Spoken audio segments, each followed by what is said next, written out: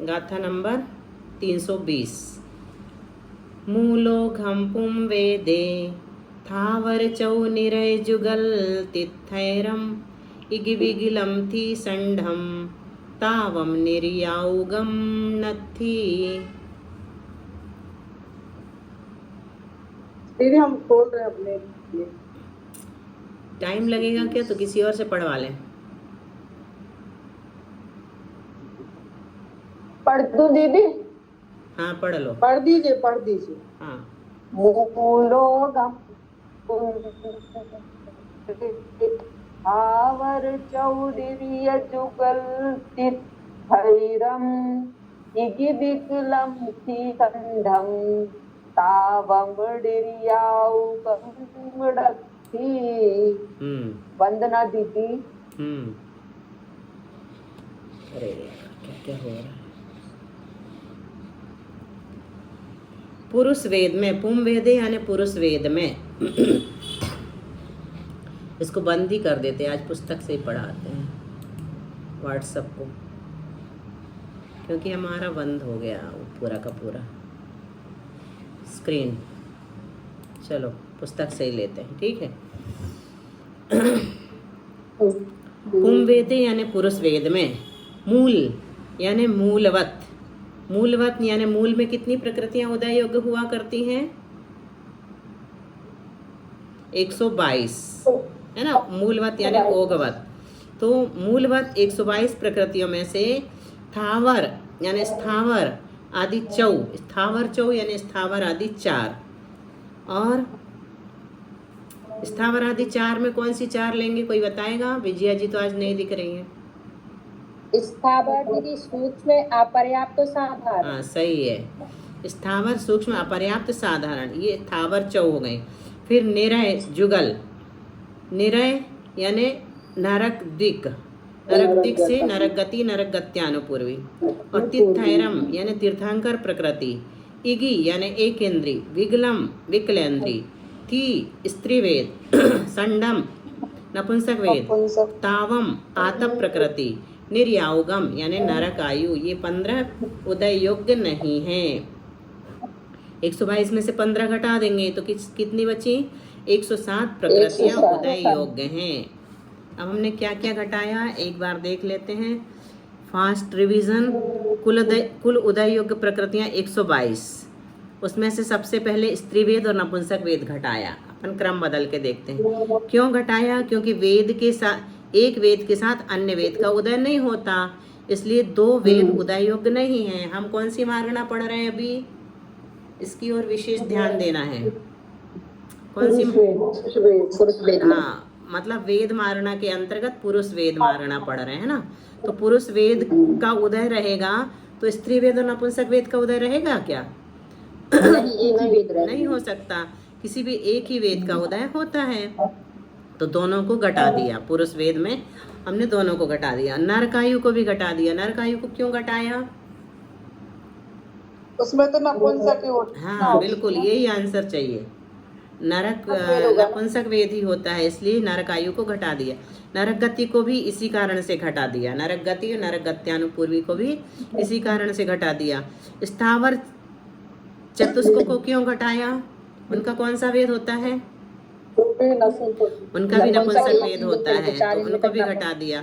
और 4 जाति घटाई, कौन कौन सी? 1 इंद्री, 2 इंद्री, 3 इंद्री, 4 इंद्री, इनका भी नपुंसक वेद होता है, इसलिए इनको भी घटा दिया। आतप का भी होगा, क्यों? आतप कौन से जीव होते हैं? एक इंद्री ही होते हैं, तो उनका भी नियम से नपुंसक वेद होता है। तीर्थंकर को भी घटा दिया। तीर्थंकर को क्यों घटाया बताओ जल्दी से पारुल, तीर्थंकर को क्यों घटाया?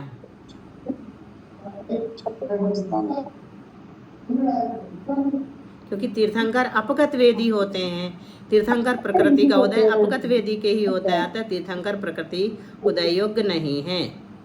पुरुष एवं स्त्री वेदी पर्याप्त ही होते हैं, इसलिए अपर्याप्त प्रकृति भी उदय योग्य नहीं है, जो उसमें आई थी स्थावर चतुष्क में, ठीक है। अब देखते हैं पुरुष वेद में उदय विच्युत्ति। पहले गुण स्थान में एक मिथ्यात्व की उदय विच्युत्ति है, 5 में से एक ही उदय योग्य है ना, बाकी तो अपन ने पहले ही घटा दी, पहले गुण स्थान में विच्छिन्न होने वाली प्रकृतियां। तो 5 में से एक ही उदय योग्य है, तो एक की ही विच्छुत्ति होगी। और दूसरे गुण स्थान में 4 की विच्छुत्ति है, 3 घट गई थी पहले से। पर्ण 9 में से 5 घटा दी थी, तो 4 की उदय विच्छुत्ति है। तीसरे गुण स्थान में कितने की विच्छुत्ति है मनीषा? 1 प्रकृति की। चौथे गुण स्थान में कितने की होती है सामान्य से? 17 की। तो यहाँ पर 14 की हो रही है, क्योंकि बाकी की घट गई हैं उदय योग्य में से। तो अप्रत्यख्यान चतुष्क, देवगत्यानुपूर्वी, देवायु, वैक्रियद्विक और दुर्भग आदि 3, मनुष्य गत्यानुपूर्वी, त्रियंच गत्यानुपूर्वी कितने हो गई? अप्रत्यख्यान आदि 4 में 2 जोड़ो, देवगति देवगत्यानुपूर्वी तो 6, फिर देवायु 7, वैक्रियद्विक 9, दुर्भग आदि 3 12, मनुष्य गत्यानुपूर्वी, त्रियंच गत्यानुपूर्वी 14 प्रकृतियों की विच्छुत्ति, उदय विच्छुत्ति यहाँ पर है चौथे गुण स्थान में। 5वें में गुण स्थानवत 8 की, और छठे में भी गुण स्थानवत 5 की, 7वें में भी गुण स्थान की तरह 4 की। कौन सी? 7वें में कितने की होती है? 4 की ही होती है। 8वें में 6 की होती है। 9वें में 64 की कर दी। क्यों कर दी 64 की? क्योंकि पुरुष वेद में गुण स्थान कितने हैं? पुरुष वेद में गुण स्थान कितने होंगे? 9 ही रहेंगे, 9 ही रहेंगे, क्योंकि वेद 9 गुण स्थान 9वें गुण स्थान तक ही होता है। तो 9वें गुण स्थान से आगे के गुण स्थान है नहीं, इसलिए उन गुण स्थानों की विच्छुत्ति भी 9वें गुण स्थान में ही कर दी। ये हम नियम पहले से पढ़ चुके हैं, बहुत अच्छे से याद हो गया है। उदय 107 प्रकृतियों में से अनुदय कितनी प्रकृति का है? सम्यक्त्व का, मिश्र का और आहारक द्विक का, मतलब 4 प्रकृति का अनुदय है। तो उदय कितने प्रकृतियों का हो जाएगा? 107 में से 4 घटा देंगे तो 103 प्रकृतियों का उदय हो जाएगा। फिर 103 में से एक मिथ्यात्व घटाया तो दूसरे गुण स्थान में उदय 102 का बचा, और अनुदय कितने का हो गया? 1 2 4 और 1 5 का हो गया। इसी प्रकार से पिछले वाले को जोड़कर उदय में और अनुदय में जोड़कर और विच्छुत्ति उदय में घटा करके हम आगे का निकाल लेते हैं। 4 और 1 5। ठीक है, अब चलो गाथा नंबर 321।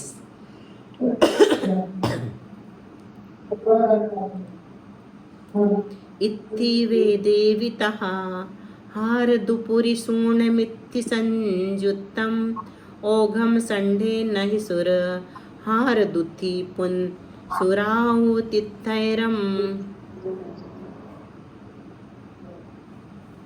बोलो, कौन बोल रहा था? चंदन वाला जी।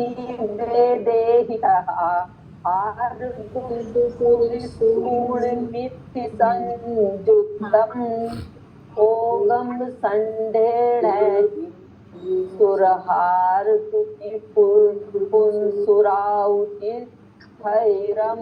इत्थि वेदे वितः, स्त्री वेद में भी उसी प्रकार 107 प्रकृतियों में 107 प्रकृतियां थी ना वहां पर उदय योग्य। कहाँ पर? पुरुष वेद में। तो अब उनमें से क्या करना है हमें? तहा यानी उसी प्रकार 107 प्रकृतियों में आहारक द्विक और पुरुष वेद प्रकृतियां कम करना है। आहारक द्विक का उदय पुरुष वेद में ही होता है ना, पढ़ चुके हैं, स्त्री वेद के साथ नहीं होता है। तो आहारक द्विक घटा देंगे स्त्री वेद का जब पढ़ेंगे तो, और पुरुष के वेद को भी घटा देंगे और स्त्री वेद को मिला देंगे। स्त्री वेद का उदय रहेगा तो पुरुष वेद का उदय हो नहीं सकता, 2 में से 1 का ही होना है, 3 में से 1 का। अब नपुंसक वेद में कैसा रहेगा? तो नपुंसक वेद में ओघम संढे, ओघम यानी गुणस्थानवत सामान्यवत 122 में से घटाना है नपुंसक वेद में। किसको घटाएंगे? देवदिक को घटा देंगे। क्यों घटा दिया नपुंसक वेद में देवदिक को? क्योंकि पुरुष वेद का ही उदय होता है। आहारक दिक को भी घटा दिया क्योंकि देवों का उसका उदय आ ही नहीं सकता। नपुंसक वेद में आहारक दिक का उदय नहीं आता। और स्त्री वेद को भी घटा दिया क्योंकि नपुंसक वेद में स्त्री वेद नहीं रह सकता। पुरुष वेद भी घटा दिया, दोनों वेद घट जाते हैं, और देवायु भी घट जाएगी। नपुंसक वेद में, है ना। और तीर्थंकर, ये प्रकृतियां उदय योग्य नहीं होने से शेष 114 प्रकृतियां उदय योग्य हैं। अब स्त्री वेद में उदय विच्छित्ति में क्या रहेगा, तो पुरुष वेद में उदय योग्य प्रकृतियां जो 107 थी, उसमें से हमने स्त्री वेद में क्या क्या घटाया, एक पुरुष वेद घटाया, आहारक दिक घटाया स्त्री वेद में, और 3 घटाने से 107 में से 3 घटाने से 104 बची, और स्त्री वेद को मिला दिया तो 105 स्त्री वेद में उदय योग्य हो गई थी। और नपुंसक वेद में क्या किया, 122 में से घटाया है, इसको घटाया पुरुष वेद स्त्री वेद को, और देव दिक को, देवायु को, आहारक दिक को, और एक तीर्थंकर को। तो कुल मिलाकर के 114 प्रकृतियां उदय योग्य हैं। 2 और 2 4 और 1 5, 2 7 और 1 8, 122 में से 8 घटाए तो 114 प्रकृतियां नपुंसक वेद में उदय योग्य हैं। पुरुष वेद में 107, स्त्री वेद में 105 और नपुंसक वेद में 114 प्रकृतियां उदय योग्य हैं। देवगति में स्त्री पुरुष ही होते हैं, नपुंसक नहीं, अतः देवगति संबंधी प्रकृतियां घटाई। और नपुंसक स्त्री वेद में आहारक दिक का उदय नहीं होता, इसलिए आहारक दिक घटा दी। और एक वेद के उदय में अन्य वेद नहीं होते, इसलिए शेष 2 वेदों को घटाया।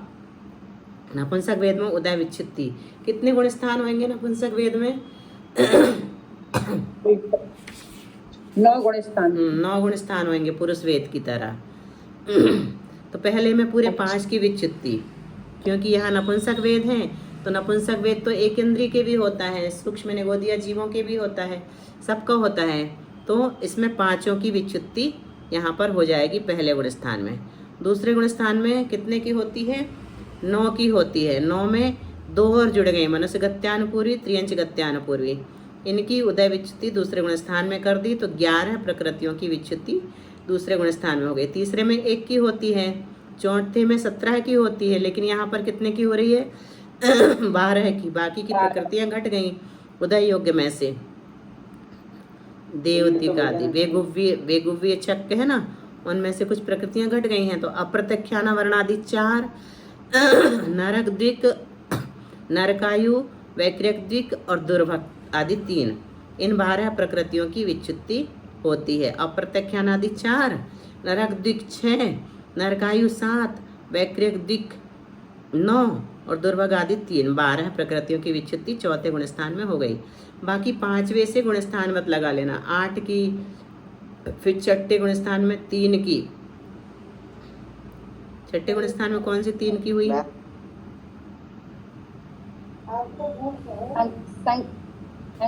5 की क्यों नहीं हुई? छठे में 3 की क्यों हुई, कोई बताएगा? निद्रा चली नहीं, निद्रा की ही हो रही है। और क्या घट गए? आहारक दिक को अपन ने उदय योग्य में से घटा दिया। क्यों घटा दिया? क्योंकि नपुंसक वेद में पढ़ रहे हैं। नपुंसक वेद में पहले ही बता दिया है कि आहारक दिक का उदय नहीं आता है। जब उदय योग्य ही नहीं है तो यहाँ पर विच्छित्ति कैसे होगी? फिर अड़ पंच चौर छक्क छच्चे, बाकी गुण स्थानवत है। 7वें गुण स्थान में 4 की विच्छित्ति, 8वें गुण स्थान में 6 की विच्छित्ति और 9वें में 64 की कर दी, क्योंकि ऊपर के गुण स्थान नहीं है तो उनकी विच्छित्ति भी 9वें गुण स्थान में भी हो जाएगी। अनुदय कितनी प्रकृतियों का है? सम्यक्त्व का और मिश्र का, 2 प्रकृतियों का। तो 114 में से 2 घटा देंगे तो पहले गुण स्थान में 112 का उदय हो जाएगा। इसी प्रकार आगे उदय अनुदय लगा लेंगे। गाथा नंबर 322।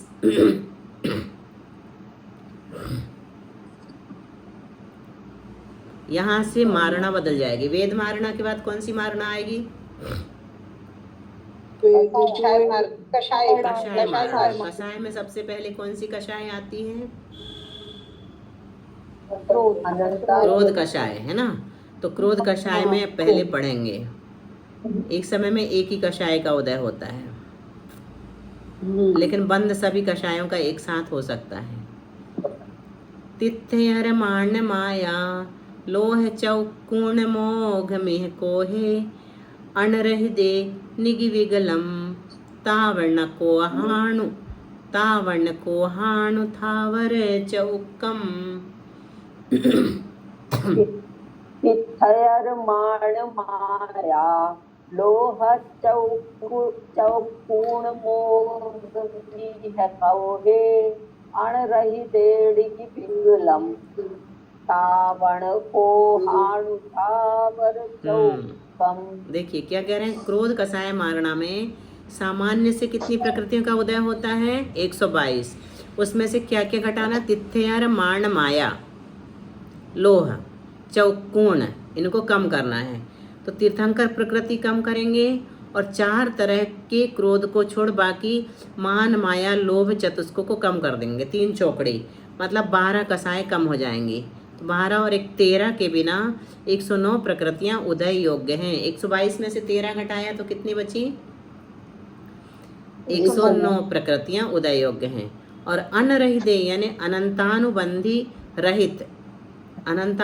रहित क्रोध में इगी विगलम एकेंद्री विकलेंद्री ताव यानी आतप अण यानी अनंतानुबंधी कोहाणु अनंतानुबंधी क्रोध अणकोह मतलब अनंतानुबंधी क्रोध अणु मतलब आनुपूर्वी चारों ले लेना और थावर चौकम स्थावर आदि 4। स्थावर आदि 4 में क्या बताया था अभी नाम? स्थावर सूक्ष्म अपर्याप्त और साधारण, है ना? तो ये 4 प्रकृतियां स्थावर आदि 4, ये 14 प्रकृतियां तथा सम्यक्त्व मिश्र और आहारक दिक, सम्यक्त्व मिश्र और आहारक दिक, ये 4 कुल 18 उदय योग्य नहीं होने से 109 प्रकृतियों में से शेष 91 प्रकृतियां उदय योग्य हैं। क्रोध कषाय, एक समय में एक ही कषाय का उदय होता है, इसलिए शेष 3 कषायों को घटा दिया। ठीक है। और अकषाय जीव को तीर्थंकर प्रकृति का उदय आता, अकषाय जीव को तीर्थंकर प्रकृति का उदय आता है, कषायवान को नहीं आता, इसलिए कषायों में तीर्थंकर प्रकृति उदय योग्य नहीं है। जब हम कषाय मारना पढ़ रहे हैं तो तीर्थंकर प्रकृति उदय योग्य नहीं रहेगी। तो उदय योग्य प्रकृतियां 122, उसमें से 4 मान 4 माया 4 लोभ 12 घटा दी और 1 तीर्थंकर घटा दी, तो कुल 109 प्रकृतियां उदय योग्य हैं क्रोध कषाय में। नीचे वाला फिर से लगाइए आप। कौन सा नीचे वाला? वाली लाइन अणरहिदे मतलब अनंतानुबंधी रहित क्रोध में। यह भी समझ में आएगा जब चार्ट पढ़ाएंगे। एक समय ऐसा भी आता है जब क्रोध तो रहता है लेकिन अनंतानुबंधी कषाय नहीं रहती। अनंतानुबंधी रहित क्रोध से, अनंतानुबंधी क्रोध से रहित जीव, अनंतानुबंधी रहेगी और क्रोध नहीं रहेगा, ये नहीं, गलत बोल दिया हमने। अनंतानुबंधी क्रोध ही नहीं रहेगा, है ना। एक समय ऐसा आता, वो कौन सा होता भी बताए थे, विसंयोजना करने वाला जीव। तो अनंतानुबंधी क्रोध से रहित जीव के उदय योग्य प्रकृतियां बता रहे हैं यहाँ पर। अनंतानुबंधी रहित क्रोध में मतलब ये कहाँ पे किसके लिए बता रहे हैं? अनंतानुबंधी क्रोध से रहित जीव जो है उसकी उदय योग्य प्रकृतियां कितनी हैं? तो एकेंद्री घट जाएगी उसकी, विकलत्रय इगी विगलम आतप अनकोह मतलब अनंतानुबंधी क्रोध और अणु थावर चौकम आनुपूर्वी 4 और स्थावर आदि 4, ये 14 प्रकृतियां घटाई उदय योग्य नहीं है। और 4 और लगा लेना, सम्यक तो मिश्र और आहारक दिक, ये 4 प्रकृतियां कुल 18, 14 और 4 18 उदय योग्य नहीं होने से कितनी हो जाएंगी? 109 प्रकृतियों में से शेष 91 प्रकृतियां उदय योग्य हैं। अब क्रोध कषाय में उदय विच्छुत्ति देखो पहले, फिर अनंतानुबंधी क्रोध से रहित जीव में लगाएंगे। तो क्रोध कषाय में उदय विच्छुत्ति कितनी होगी? पहले गुणस्थान में 5 की विच्छुत्ति, है ना। कौन सी है गाथा? कोई सुनाएगा आधी सी एक चरण? मिच्छे मिच्छा दावम सुहमतियम। हाँ बस, मिच्छे मिच्छा दावम सुहमतियम तक ले लेना। तो इन 5 की विच्छुत्ति पहले गुणस्थान में हो गई क्रोध कषाय में। दूसरे गुणस्थान में सुहमतियम शासने अने इंदी थावर वियलम मिस्से, थावर वियलम तक जाएगा। तो अनंतानुबंधी क्रोध को बस घटाया यहाँ पर, और एकेंद्रियादि 4 को घटाया और स्थावर को। तो कितने हो गए? 4 एकेंद्रियादि, अनंतानुबंधी क्रोध और 1 स्थावर मिला करके 6 प्रकृति की विच्छित्ति दूसरे गुणस्थान में हो गई। तीसरे में 1 की विच्छित्ति, चौथे में अप्रत्यख्यान क्रोध लेना, अवैक्रिय षटक, नरकायु, देवायु, दुर्भगादि 3, मनुष्य गत्यानुपूर्वी, त्रियंच गत्यानुपूर्वी 14 की विच्युति हुई 17 में से। और 5वें में प्रत्यख्यानावरण क्रोध, त्रियंच गति, त्रियंच आयु, उद्योत और नीच गोत्र। तो 1 2 3 4 5 प्रकृतियों की विच्युति हुई 5वें गुण स्थान में। 6ठे में 5 की ही, 7वें में 4 की, 8वें में 6 की और 9वें में 63 ऊपर के गुण स्थानों की मिलाकर। अनुदय पहले गुण स्थान में कितने का है? सम्यक्त्व का, मिश्र का और आहारक द्विक का, क्रोध कषाय में, है ना। तो 2 और 1 3 और 1 4, 109 में से 4 का अनुदय है तो उदय कितने का हो जाएगा? 105 का। अब अगले गुण स्थान का उदय निकालने के लिए पहले गुण स्थान की विच्युति घटा देते हैं, उदय विच्युति, और अगले गुण स्थान का अनुदय निकालने के लिए पहले गुण स्थान की विच्युति जोड़ देते हैं और जो विशेषता रहती है उसको भी जोड़ देते हैं। तो इस प्रकार से उदय अनुदय निकल जाता है। अब देखो, अनंतानुबंधी क्रोध से रहित जीव जो है उसके उदय योग्य प्रकृतियाँ कितनी बताई? क्रोध कषाय में जो उदय योग्य 109 बताई हैं ऊपर, उसमें से 4 जाति घटा देना, स्थावर आदि 4 घटाना है, आतप 1 घटाना है, 4 अनुपूर्वी घटाना है और अनंतानुबंधी क्रोध 1 घटाना है, सम्यक्त्व 1, मिश्र 1 और आहारक दिक 2। कुल 91 प्रकृतियाँ उदय योग्य हैं। जो सम्यक दृष्टि कौन सा जीव है वो? तो जो सम्यक दृष्टि अनंतानुबंधी की विसंयोजना कर देता है। विसंयोजना कौन सी गति में होती है? मनुष्य गति। चारों गति में हो जाती है। हाँ, चारों गति में हो जाती है। विसंयोजना किसे कहते हैं? अनंतानुबंधी के द्रव्य को अन्य द्रव्य, अन्य का कन्वर्ट करना। हाँ, बहुत अच्छा। अनंतानुबंधी के द्रव्य को अन्य कषाय रूप कन्वर्ट कर देना, ना, उसको उस रूप बदल देना, तो वो विसंयोजना कहलाती है। तो अनंतानुबंधी सत्ता से समाप्त हो जाती है। उसके पश्चात फिर क्या हुआ? वो जीव मिथ्यात्व को प्राप्त हो गया, तो उसके जब वो मिथ्यात्व में जाता है ना, तो अनंतानुबंधी कषाय का उदय एक आवली काल तक नहीं पाया जाता। एक आवली के बाद ही अनंतानुबंधी कषाय का उदय आता, तो उसको अनंतानुबंधी क्रोध रहित जीव कहते हैं। वो जीव जो है अनंतानुबंधी क्रोध से रहित है। उस जीव के मिथ्यात्व गुण स्थान में 91 प्रकृतियाँ उदय योग्य हैं। ऐसा जीव जब तक अनंतानुबंधी कषाय का उदय प्रारंभ नहीं हो जाता तब तक मरण नहीं करता है, संगी पंचेंद्री बना रहता है। इसलिए तत्संबंधी प्रकृतियाँ घटाई हैं।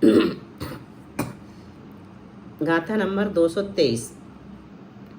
एवं बाणादित्ये मदिसुद अण्णाण्गे दुसगुणोघम वे भंगे विनताविगी विगलिंदी थावराणुचौ। एवं माणादित्ये मदिसुद अण्णाण्गे दुसगुण अण्णाण्गे दुसगुणोघम वे भंगे वीण ताविगी विगिलिंदी थावराणुचौ। देखो, अब यहाँ पर कौन सी मारना शुरू हो रही? एवं मानादित्य तक तो कषाय मारना है। फिर उसके बाद कौन सी मारना शुरू आ जाती है? कषाय के बाद ज्ञान मारना। गए इंद्रिय चकाए जो वे कषाय नाण्य संयम दंसन लेसा अभिया सम्मत सन्नि आहारे। तो एवं मानादित्य, इसी प्रकार मान आदि 3 कषायों में भी अपने से अन्य 12 कषाय तथा तीर्थंकर प्रकृति, इन 13 के न होने से 109 सब जगह उदय योग्य समझना। क्रोध कषाय की भांति मान माया लोभ में भी जानना। लोभ कषाय में गुण स्थान कितने हो जाएंगे? 10 हो जाएंगे दीदी क्या? हाँ, 10 हो जाएंगे। सूक्ष्म सांपराय तक हो जाएंगे।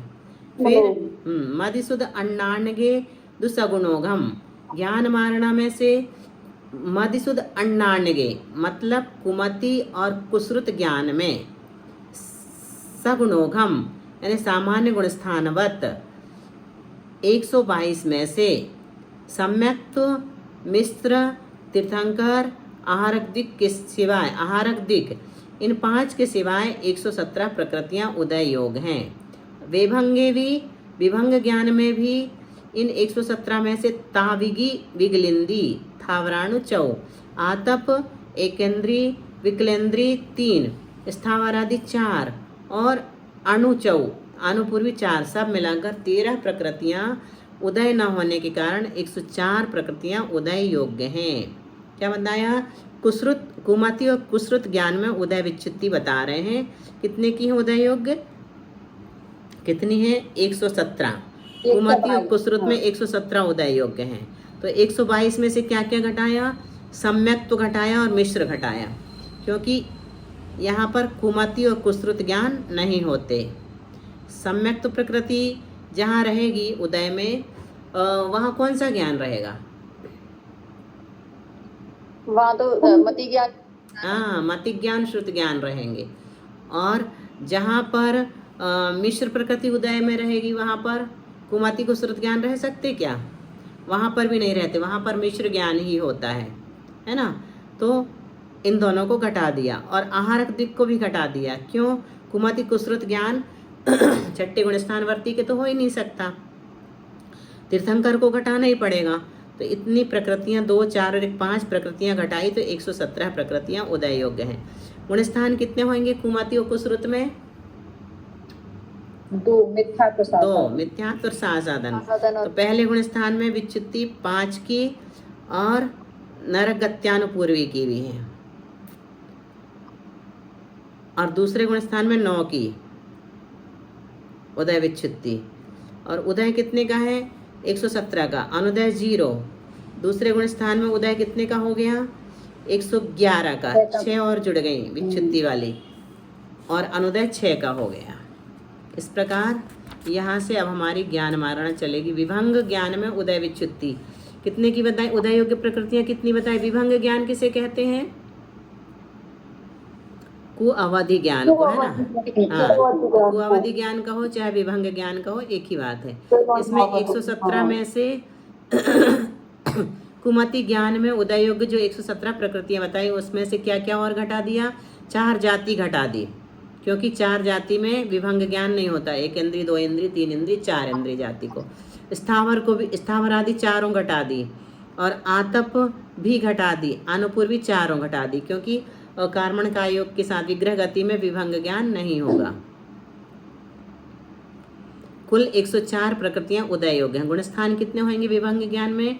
2 ही होंगे। पहले गुणस्थान में विच्छित्ति किसकी होगी? एकमात्र मिथ्यात्व की, और दूसरे गुणस्थान में अनंतानुबंधी आदि 4 की। पहले गुणस्थान में उदय 104 प्रकृतियों का ही रहेगा, अनुदय 0 का, और दूसरे गुणस्थान में एक मिथ्यात्व घट जाएगी, तो उदय 103 प्रकृतियों का हो जाएगा। विभंग ज्ञान जो है वो पंचेंद्रीय पर्याप्तक को पर्याप्त अवस्था में ही होता है, इसलिए एकेंद्रीय, विकलत्रय और विग्रह गति संबंधी सारी प्रकृतियां यहाँ पर घटा दी गई हैं। इतना ही रखते हैं, नहीं तो आप लोगों को अनपच हो जाएगा, इनडाइजेशन। थोड़ा कठिन विषय है ना, इतना सुन लेते हैं, इतना ही बहुत है।